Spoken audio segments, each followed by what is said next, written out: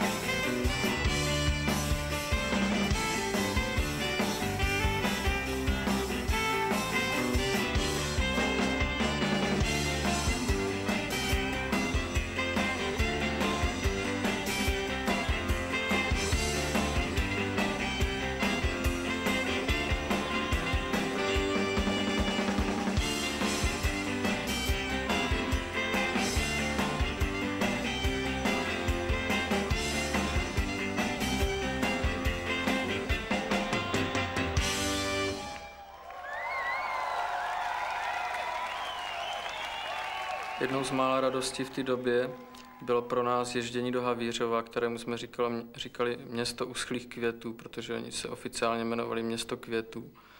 A tam jsme jezdili vždycky vlakem a po cestě jsme psali různé texty a přijeli jsme tam do zkušebny, která byla na zámečku, takovým zdevastovaným zámečku na kraji Havířova, myslím, že se to jmenuje Životice. Jezdil tady Bobeš, Medvěd a Fili. Bylo s nimi tady dobře, hráli pěkně. No a jak měli hudbu hlasitě, tak po domluvě jsme s nima to potom stlumili. No, vzpomínám, že jsem byl tehdy malý, jak tu oni hráli, ten rock and roll a také ty. Potřebovali pomoc zapojit aparaturu, tak jsem jim pomohl zapojit. V tom zámečku byla strašně zvláštní rodina správců, jmenují se Sýkorovi.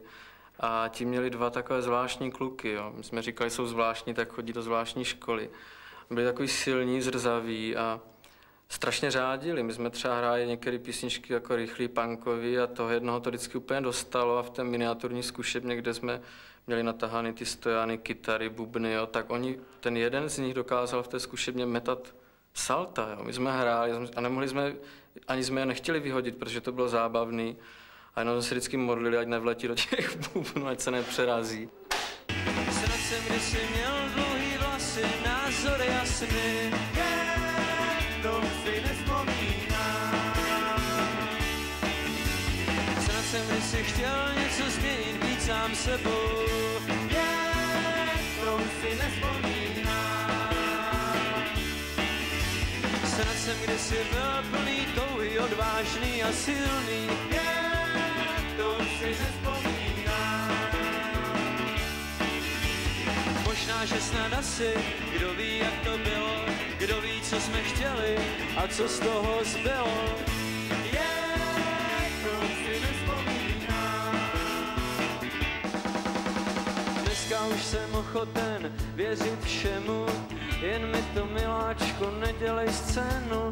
Koupíme si knedlík, maso a zelí, až postel zavrzá, bude to celý. Žádný tajemství už neexistuje, pořád je tu prostě jenom to, co tu je. A žádný tajemství už neexistuje, pořád je tu prostě jenom to, co tu je. Radši už nevzpomínám. Radši už nevzpomínám.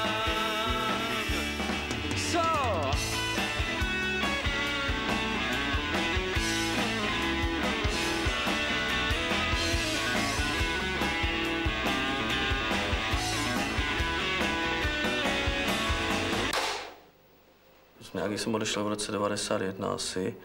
No, přišel jsem na zkušebnu, na moji basu už někdo hrál. Toho kluka jsem znal, jakože z Rožnova, z nějaké jiné kapely, kde jsem ho kdysi viděl. A, v podstatě asi už to všichni věděli, že odcházím, protože si vybrali už jiného basistu, že, tak už jsem s tím nic nenadělal. Časem jsem pochopil, že jsem to nebral až tak vážně, že jsem měl zájmy trošku možná jiné.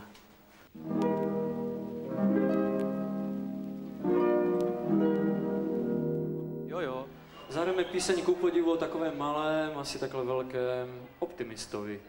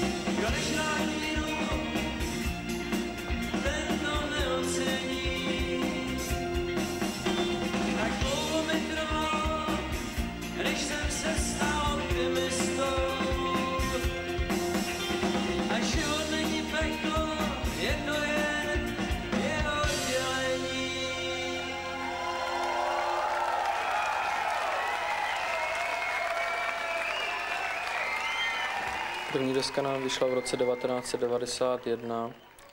Natáčeli jsme ji v brněnském studiu Audioline v roce 1990 a vydala ji ostravská firma NAR. Byla to firma pana Kaplana, který proslul jako pořadatel folkových kolotočů, ale už se mu nějak nechtělo, aby byl proslulý jako vydavatel desek, protože vydal nějaké desky a zjistil, že to taky není žádná sranda přemluvit lidi, aby si je koupili. Takže my jsme tu nahrávku měli strašně dlouho doma a nemohli jsme je donutit, aby udělali z toho jako regulární vinylovou desku. Strašně nám s tím pomohla třeba kamarádka z Brna, Lenka Zogatová, která prostě toho Kaplana v podstatě donutila, aby to vydal, aby dodržel nějaké dané slovo. Což on vůbec nepochopil, že se to musí. Myslel jsem si, že je to láska, ale usnula mi na rameně, já jsem dumal, jak by vypadnul. Myslel jsem si, že je to láska, psali jsme si tak dlouhé dopisy, že už jsme si pak neměli co říct. Myslel jsem si, že je to láska, a napsal jsem první písničku a ona poslouchá NRIM. Myslel jsem si, že je to Když jsem v září 90 nastoupil tady do M-klubu a začali jsme vytvářet nebo přetvářet M-klub, který byl zřizovatelem nějakých těch zvuček, na profesionální agenturu.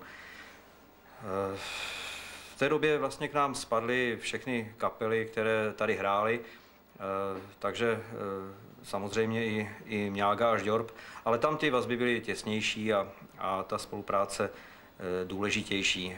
Oni snad poprvé tady u nás měli svoji pořádnou a jistou zkušebnu, což se jim nikdy předtím nedařilo. Dokonce se povedlo jim poskytnout takovou poměrně šílenou 1203, tedy vozidlo, které s nimi absolvovalo první šňůry, které spěly pak k tomu, jak známe Mňágu a Žďorb dnes.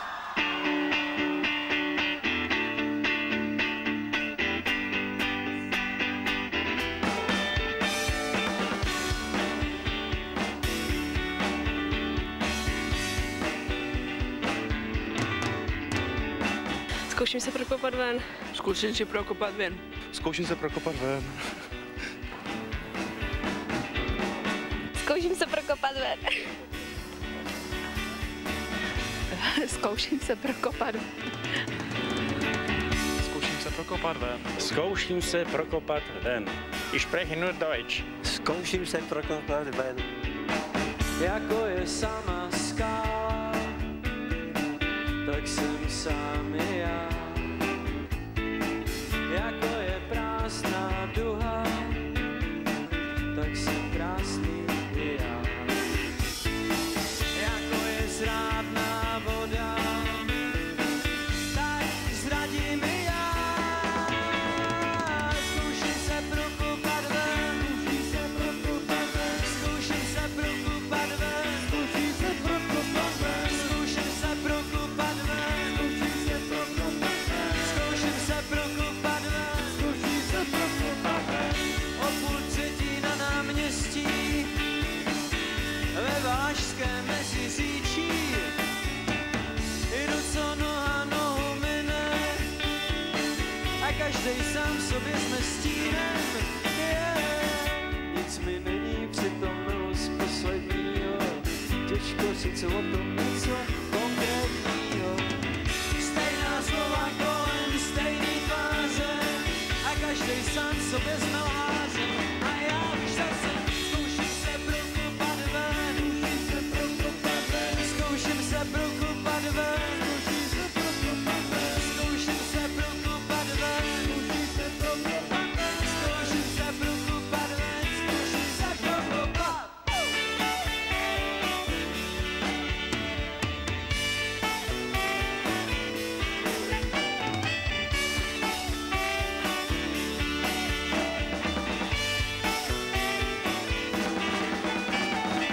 Zkouším se prokopat ven, zkouším se prokopat ven, zkouším se prokopat ven, zkouším se prokopat ven, zkouším se prokopat.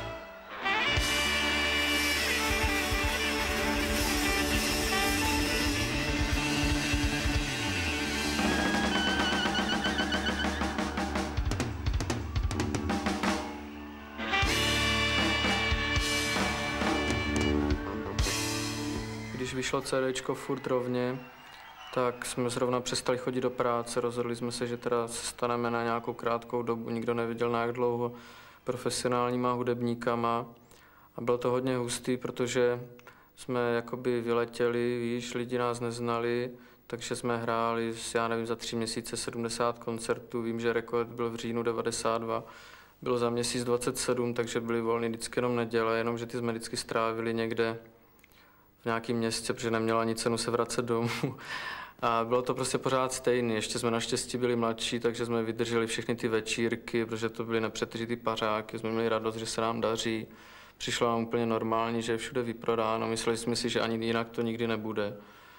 No a bylo to pořád stejný, že jo. Přijet do nějakého města, postavit aparaturu, dělat zvukovku, jet do rádia, po koncertě byly rozhovory, pak byla družba, že, s lidma. A takhle pořád dokola. Bylo to strašně zábavný a dneska si říkám dobře, že jsme to přežili vlastně. Ve zdraví, dá se říct.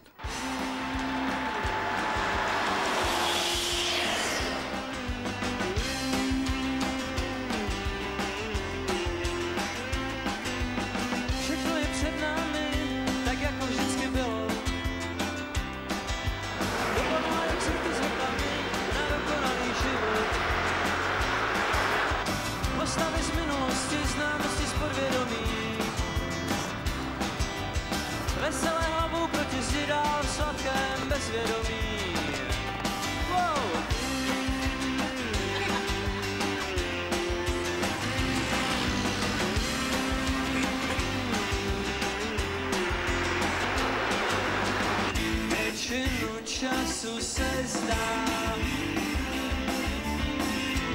se toho moc nedá, že můžeš dojít jen tam, kam musí každý sám. A nezapomeň spláchnout,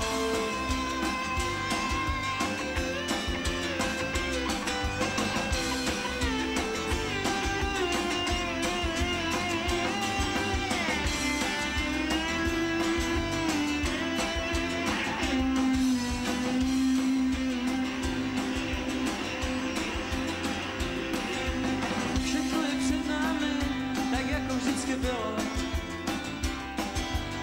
A když ne všechno, tak aspoň to, co z toho zbylo. Postavy z minulosti, známosti z podvědomí. Veselé hlavou proti zdi ráno v sladkém bezvědomí. Wow. Většinu času se zdá,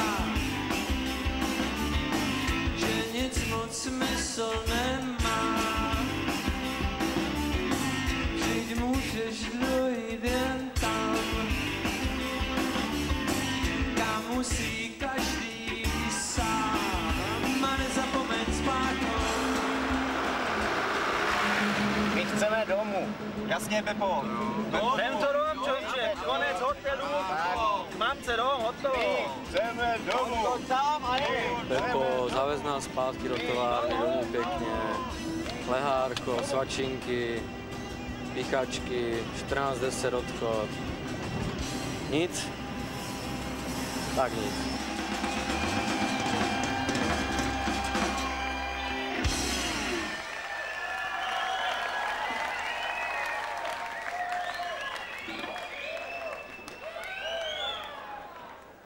Tak co kluci, jak to jde? Hrajete?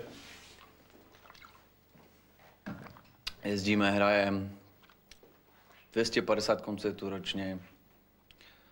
Možná, že to až moc. Tak hrajte. Pokud to jde.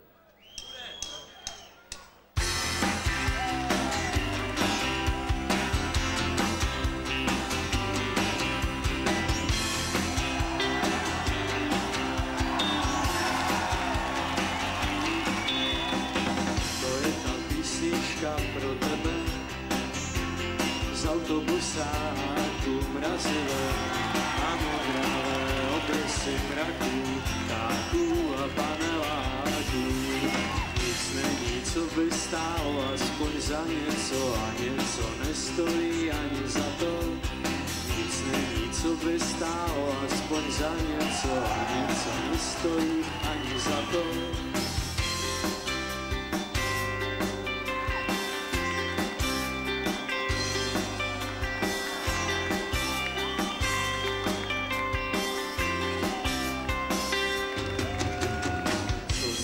Stojí, to neví nikdo, někdo možná snad, ale nikdo neví kdo. Co za to stojí, to neví nikdo, někdo, to je ta písnička pro tebe.